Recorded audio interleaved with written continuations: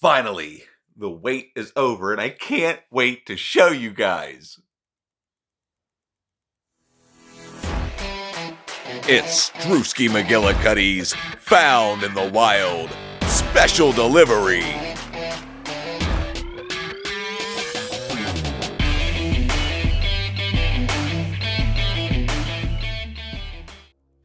Hey everybody, it's Drewski McGillicuddy, and I'm just gonna go back to this real quick because the green screen's too hard. There's a goddamn shadow. Anyway, I don't know how lighting works. I'm doing the best I can, so just bear with me, and I'll show you some of the stuff that I picked up, and some stuff that somebody had dropped off on my porch, and some stuff that I had ordered a long time ago, and thought it wasn't coming. I honestly thought it wasn't coming, and then it just showed up out of the blue, out of nowhere, and I was like, it's Christmas all over again. So anyway, the first thing, I got this, I can't believe I got this from the dollar. No, it was the, Frank, you be quiet. I got this from the Family Dollar for $13. I could have went online and got it for $20. But somebody told me when I was talking about how great Resident Evil 2 was that I'm not a real gamer unless I've beaten a Dark Souls game. And I've never played any Dark Souls games because I've never technically been necessarily a gamer. I'm more of a casual gamer, but the games that I do play, I do love, and I do get, or whatever, when you get, basically I was addicted to Resident Evil 2. That's partially the reason for the lack of videos that I've been making. That, and only a couple people watch them. It makes me sad. I'm trying to have thousands of people watch how terrible I am. Speaking of how terrible I am, I completely forgot to show you this fancy steelbook that I just got from Big Lots. Is it focused? Is it focusing? It's all blurry. Look, I don't know. It's a fancy steelbook of Peter Jackson's King Kong. And I haven't seen this since the theater, and I even have a regular old Blu-ray copy of it, but I don't have a steelbook. And I figure if I'm going to watch it, I might as well watch the steelbook. Anyway, don't worry about that. Now back to the regularly scheduled program. But nobody gives a shit but you people. Let's say it. Anyway, I picked this up from the Goodwill for $1.50. I figure anything that's Marvel or Disney on Blu-ray, you might as well pick it up for $1.50 because, you could resell it for $10 anywhere because no matter where you go, any kind of secondhand store, second-half books, half-price books, be charging $10 to $15 for these all the time, and it's like everything else like $5.99. But, these somehow never lose their value, so it's not my favorite of the Marvel movies, but it's decent enough to have in my collection for $1.50. And then this, I found at Walgreens of all places for $1. And I remember when this movie came out, I worked at Blockbuster, and I never got around to watching it, even though I love Sean Penn, and he plays like a gay politician or something, and it's supposed to be about gay people and how, they should have rights, and, it seems like a good movie, right up my alley. Anyway, don't worry about that. Don't pay any attention to me when I say things.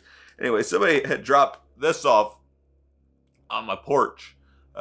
Shane Bushhorn, I woke up one day and he said, hey, check your mail, and damned it if it wasn't Phantasm, the complete collection. It's only on DVD, but I'm not a video snob like some people. I'll watch a DVD here and there. I'd rather have it on Blu-ray, but until I watch all the movies, I don't really want to go fork out the money for the Blu-ray since they're getting more and more expensive as the days go by. So the DVD copies will be just fine, just to see, because I've seen the first one.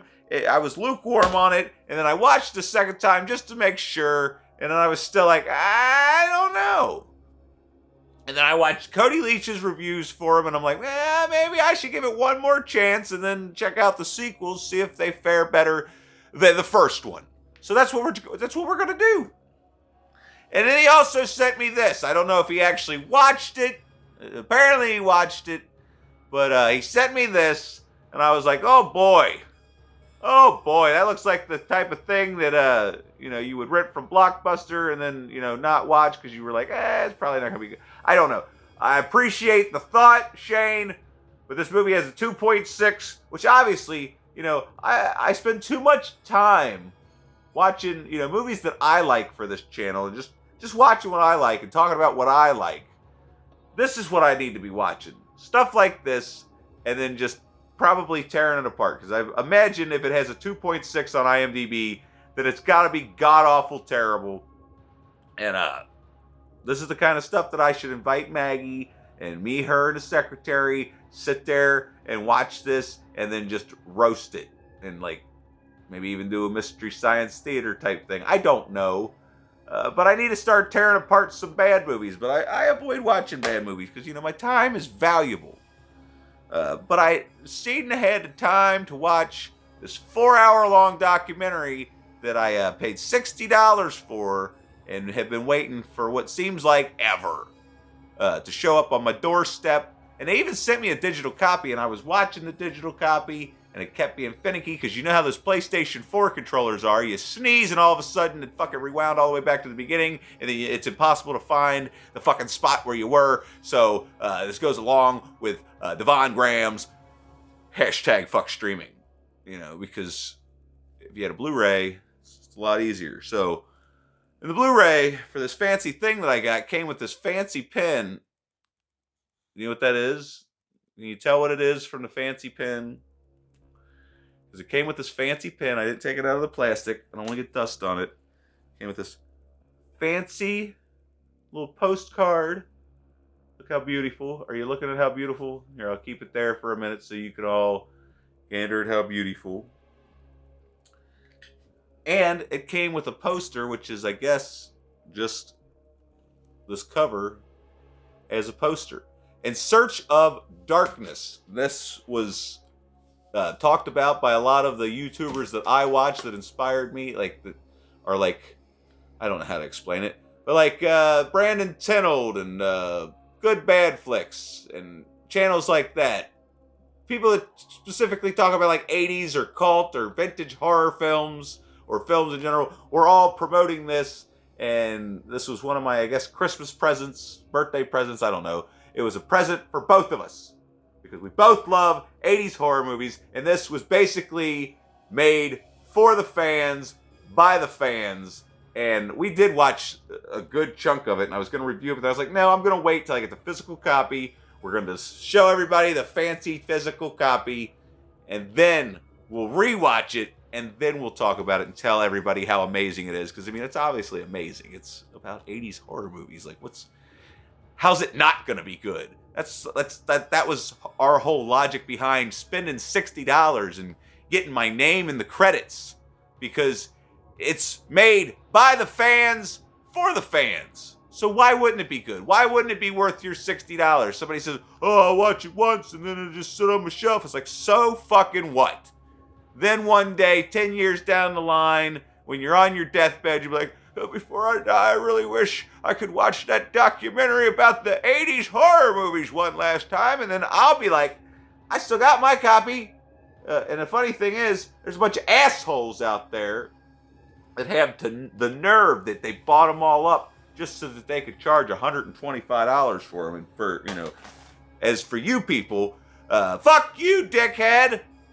Anyway, so eventually we'll get that watched, and I'll tell you all about it, since I know a lot of people lost their opportunity or missed their opportunity to get it.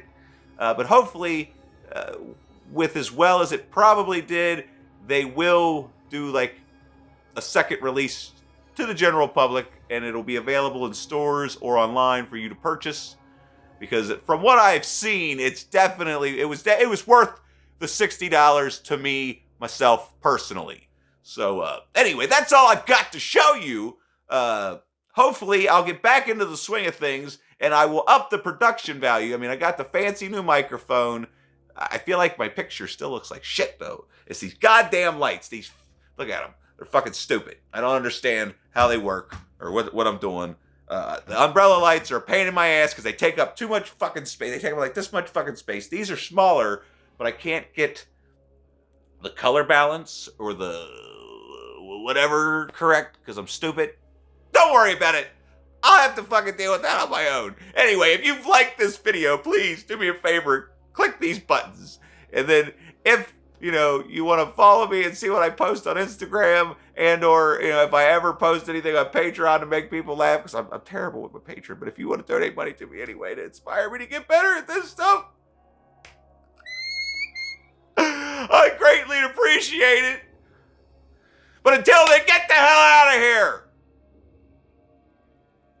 What are you looking at, Gary?